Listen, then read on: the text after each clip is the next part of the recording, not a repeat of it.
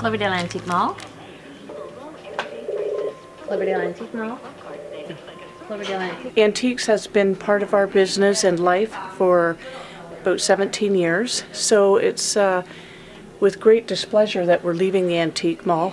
Well, what's happening is that after 12 years, we've just really been unable to negotiate a lease with our landlord that can make our business sustainable. They're looking for a significant increase, and we just obviously aren't in a position to pay it. Well, we've been here 12 years. We've become, I think, great members of the community.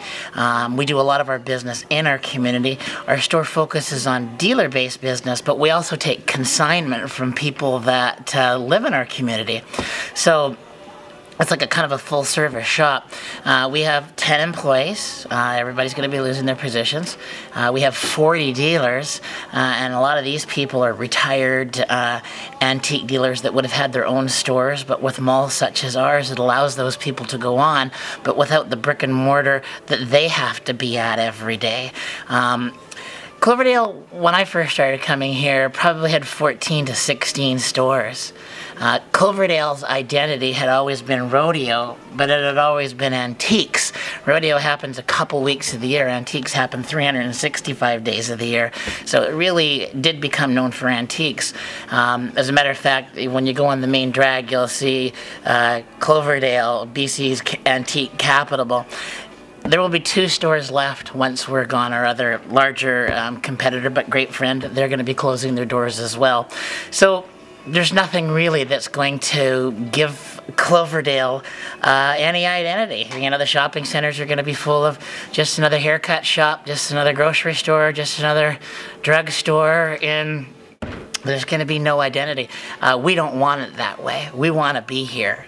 We just know that we can't afford to be here. I've worked here for 10 years. You get to be quite close with a lot of your regular customers. You develop friendships with all the fellow vendors, a lot of which are retirees, and this supplements their income. I have my own business here, so I will be losing that and my job. So it's 2 incomes for me, but it's the humanity part of it is what I'm going to miss, and the people, and as I said, the friendships that you've created in the community. Well, we've been here for 10 years. I have a partner who's not here today, but we have this booth up here and we have a double booth downstairs. So there's a lot of items that we'd like to sell, but a lot of items that we'll probably keep. And we're both older, so we probably will just stop doing this.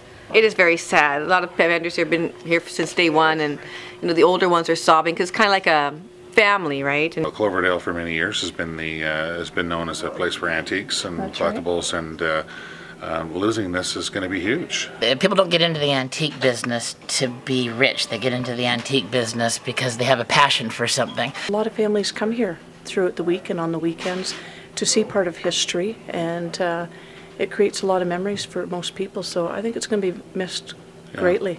The old kegs in the 60s and the 70s were all very BC related, you know, and the one up here is all about the BC forest industry. The one behind us is the BC fishing industry.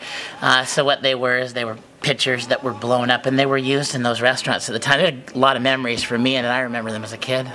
Yeah, it's a joy for us, so it's something that we'll always do. It's going to be hard not to go out and hunt for things because that's the joyful part of it.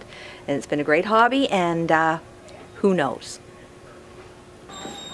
So it's a tough go. It's very sad. We love doing this. This has been a big part of our lives, and we'll see what's going to happen down the road. We're not really sure.